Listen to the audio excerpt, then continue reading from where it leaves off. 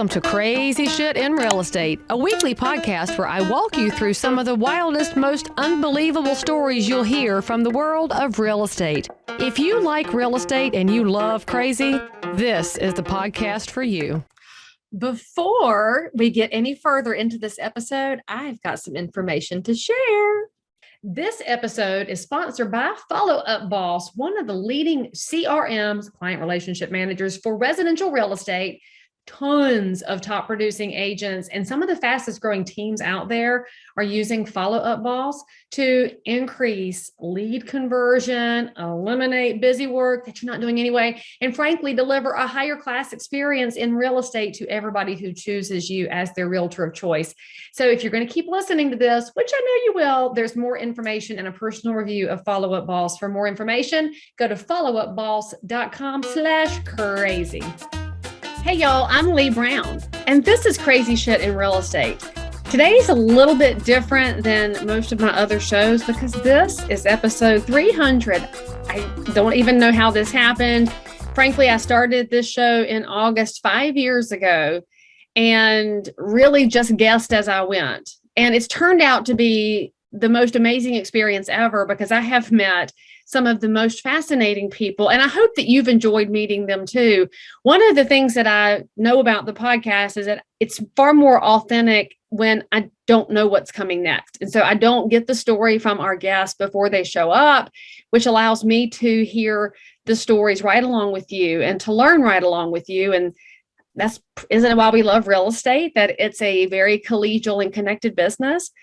So I hope that if you've enjoyed the show for the last 5 years, that you're ready to tell your story too. So please raise your hand and reach out. Now, in the meantime, I have heard from several of y'all. I mean, like a lot of y'all, frankly, I can't put the number on it.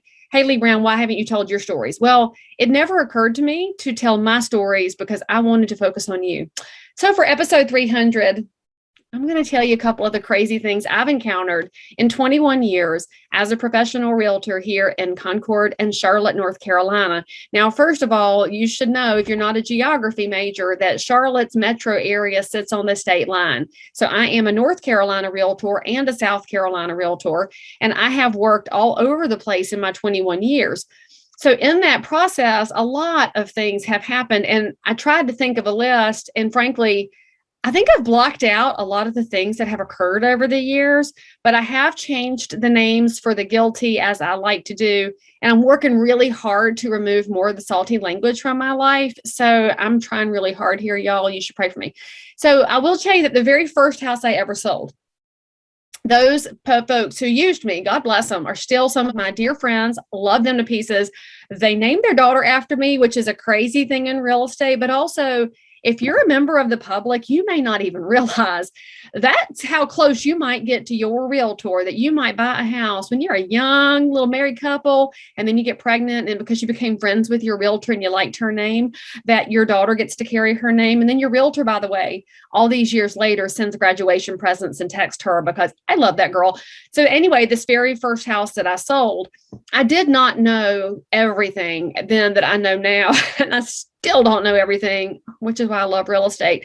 But I was lucky enough to have my dad as a mentor. So I went to my dad for all my questions. Well, with this particular house, great house, I even remember the address, and I can't give it because somebody lives in it now, but it was a single digit, and then it was a name, and the neighborhood's right here in Concord, like 5 minutes from my office. I know this house exactly. And we went to the final walkthrough. So that's the moment right before closing. You go to the empty house, make sure that it's in the same or better condition as when you made the offer, which is the reasonable standard. Well, the stove wasn't there, and the clients are freaking out. I'm freaking out because I don't know where the stove goes. So I called the other agent and I said, "Hey, friend, where's the stove?" And she said, "You didn't write it into the offer." And I said, "It's a stove. We have a loan here. It's FHA. It has to have a stove. I don't understand." And she said, "It was a slide in, not a drop in. And so that's personal property." So they hauled that stove off with them. Now, in technical terms, she was right. In market standard terms, she was wrong. But when it comes down to things that are going to be enforceable, y'all, if it ain't writing, it ain't. If it ain't in writing, it ain't enforceable. And so what did I do? I bought a stove out of my very first commissions to make sure those clients were taken care of. And after that, I kept an eye on stoves. And actually, our contract paperwork has progressed since then. And so now, of course, stoves are in there. They don't just have to be drop-ins to convey with the house. So that was the very first house I ever sold. And then there was, of course, during the Great Recession, I had the opportunity to learn how to work with asset managers and banks. I did a lot of foreclosures, did a ton of short sales. And frankly, my personal goal was to make sure that nobody I had represented in buying a house would go to foreclosure. So I wanted to know as much as possible so I could help as much as possible. Well, my business was growing. And then I got a call from a bank, said, hey, we've got an assignment for you over here on blank lane. And so I said, great. And what you do when you get a bank assignment is you've got to roll over there and verify occupancy. So you've got to know, are there squatters in it who don't own it but have moved in? Is the owner still there and doesn't know they have to leave or has refused to leave, or is it vacant and we need to secure the property, change the locks? So I rolled out there by myself because I'm a very tough girl. And y'all that watch my videos, you know, I have my targets in the office and Bessie Mae goes with me to every property. So I pulled down the driveway and there was this big giant chain across the driveway. And I mean, like the chain links were this big. It was a big chain. So I got out of my truck and I walked around the edge of the chain and went down towards the house. And this house was a trailer house. So it was actually a single wide, which you don't see a lot of single wides anymore. So that was going to make it market unique. And they had bricked up the front, which I always admire somebody that invests in their trailer house to the point where they put brick on the outside. And we'll just have a conversation later about where to invest your money. And then there was not really a way to get to the front door. So I walked on around to the left-hand side and there was this giant storage lean-to metal building that had been attached to the side of the trailer house. And it had a lot of fluorescent lights in it. And it had a lot of drainage drains in it. And I said, I think there might have been some plants in here at some point. They may have had a greenhouse or something. And I kept walking past the end of this lean-to, and there's a 2-story addition to the back of the trailer. So it's hard for me to describe it, but there was a trailer house, and then this was the greenhouse, and then there's the 2-story here. And so in the back, the trailer house was connected to the 2-story, and then you had this U-shaped courtyard in the middle where there was, of course, an above ground pool, because that's what belongs at a house like this. Okay, so I told y'all that I would do a review of Follow Up Boss, you know, because I'm your friend in real estate, and I did. Now, you know, there's a blue million CRM out there. I mean, if you go to any Facebook group, every realtor's like, which one should I use? Which one should I use? And you know that these CRM, which are client relationship managers or customer relationship manager, whatever you want to call it, it's truly a system that's just designed to help you know what to do next, because you're very busy and you're a multitasker in real estate. With all those different tasks and balls up in the air, you need something to help you stay on track. And that's what Follow Up Boss does. Now, this thing, this cell phone, not a CRM, y'all. When you save a name and a phone number in there, that is basically a Rolodex. Follow Up Boss is going to take the names and phone numbers and also help you know what to do next, so you can maintain these relationships with your neighbors. Because that's what this is about. Real estate is not about serving just prospects and clients. It's about taking great care of your neighbors' needs in real estate. And if you'll use a tool like Follow Up Boss, where they remember you, they might even call you when they're ready to buy or sell again, or when their mom and daddy do, or their best friend or their kid, and you want to be top of mind. That's what a product like Follow Up Boss will do for you. Truly, it's going to change your business when you start paying better attention to people. They don't have to know you use Follow Up Boss, but they'll totally understand that they are being heard by you. So now there's a free trial for my people because you're loved. Go to followupboss.com/crazy. No credit card is required. And frankly, because you're my people and we made an ask for you, Follow Up Boss said, yes, you get double the free trial.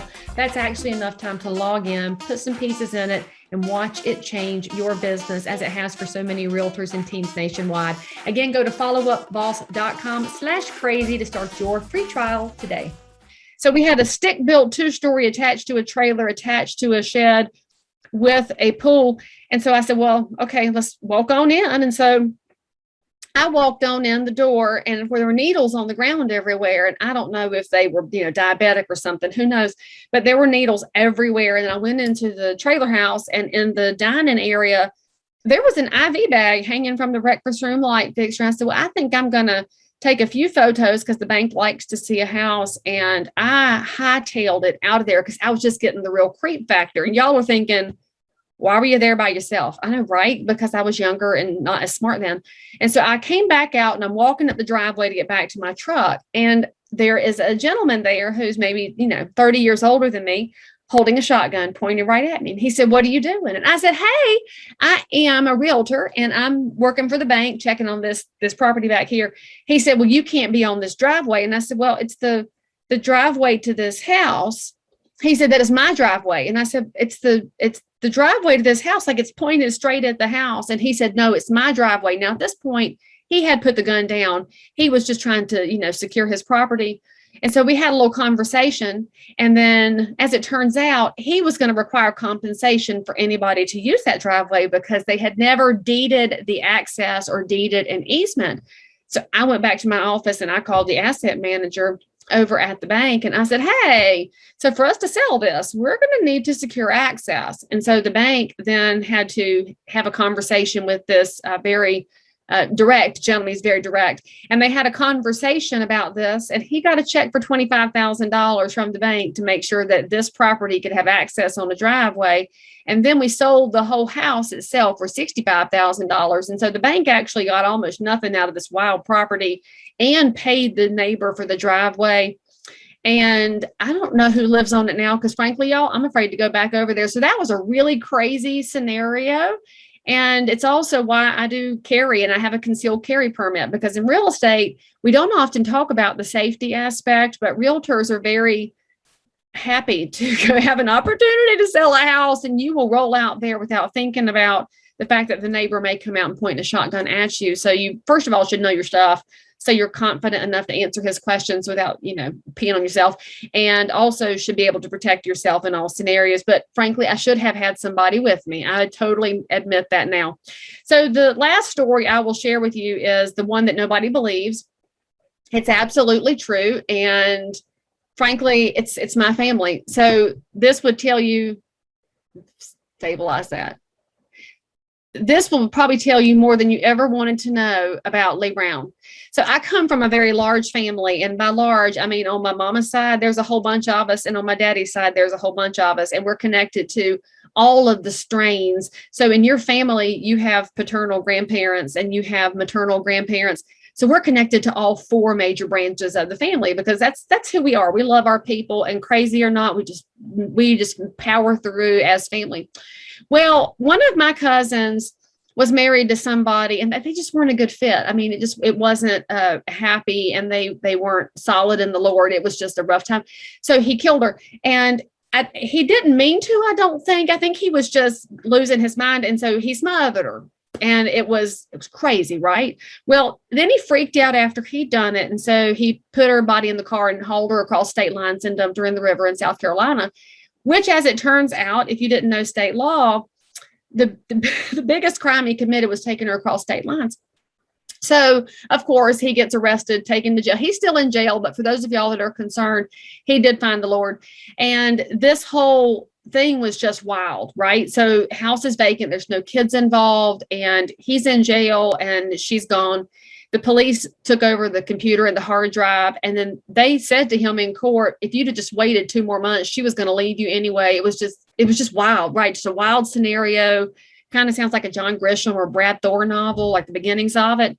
Well, we're going to have to sell the house because he's not coming back to the house, and neither is she. And so my uncle called me and said, we're going to have to sell this house. Come handle this. I said, no problem. So I met my uncle over there, and we, of course, got the house cleaned out and got it ready for the market and put it on the market. Well, with every showing, the next door neighbor would come out, and this neighbor would say to every buyer looking at it, I wouldn't buy that house. He killed that wife in there. And so finally, I was hearing about this from my fellow agents, and I went over to that next door neighbor and I tapped on the door and I said, hey, friend, I'm trying to get you a new neighbor, somebody you could make friends with and be neighborly with. So can you please stop with the craziness so I can get you a person over here? She said, well, they have the right to know. Well, one thing you should know in North Carolina, our disclosure statements don't cover what may have happened in a house or even what happened in a house. It's very caveat emptor, buyer beware. You should probably Google the address of the property you're buying if you are curious about these things or if they matter to you. And so I had to explain to her, I'm like, it's not a disclosure thing, and you're not helping anything at all. Well, we did finally get an offer on the property from a single lady and from her agent, and got everything worked out, made our way through all of the inspections and contingencies, and we went to closing. Now, at that time in real estate, you would have the buyers and their agent on one side of the table and the seller and their agent on the other side of the table with the attorney at the end. And I really loved real estate back then, y'all, because that was when, okay, so what day is trash day? And here's how to work the gas fireplace, and here's this neighbor, and people would give all kinds of information, exchange phone numbers. I mean, it was very friendly and just a good thing. Well, most of the time, right? So this was very friendly. My uncle was answering what questions he could. And finally, we're sitting at the table, and the buyer asked my uncle and me, said, what actually happened? So we just told her the whole story, just like I've told it to you, and everything that happened. And it was what it was. It's not like you could go through and hide it. And she sat back, and we were a little afraid that she was going to be nervous enough to stop signing and walk away. But, if you're asked a direct question, you should answer it. And she sat back and said, I wish I'd have done that to my ex-husband. And my uncle and I looked at each other, and we were like, and her agent went, and then the whole room just started laughing. And I get it. That's very highly inappropriate. And I'm probably going to get a lot of ats and comments telling me I'm cold-hearted and rude. But y'all, sometimes you just got to laugh, because life is crazy. And frankly, real estate is life.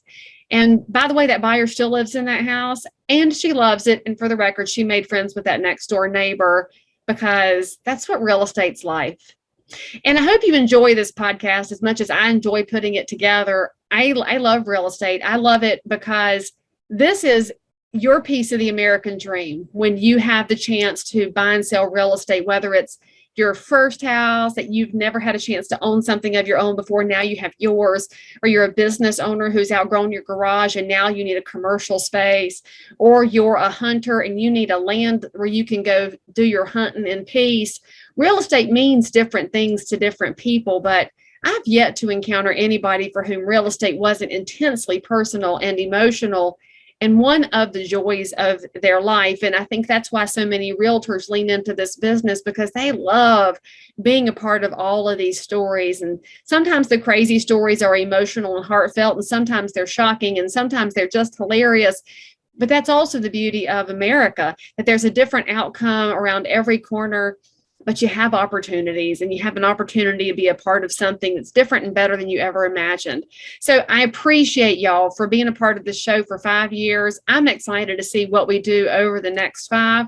So again, let me know in the comments or over on social media if you would like to be featured, and make sure that you tune in next time. I'll see you right here. Okay, now don't forget to go try Follow Up Boss so that your business can continue to expand in professionalism, and then you can meet some more crazy people yourself. I really appreciate Follow Up Boss sponsoring this episode, but mainly I appreciate them for giving y'all double the free trial time with no credit card required. So make sure you go to followupboss.com/crazy and then let me know what you think. I'll see you guys next time. Oh, you're enjoying this little clip? Well, the rest of the story is available on any of your podcast apps. Just go search for and subscribe to Crazy Shit in Real Estate with Leigh Brown.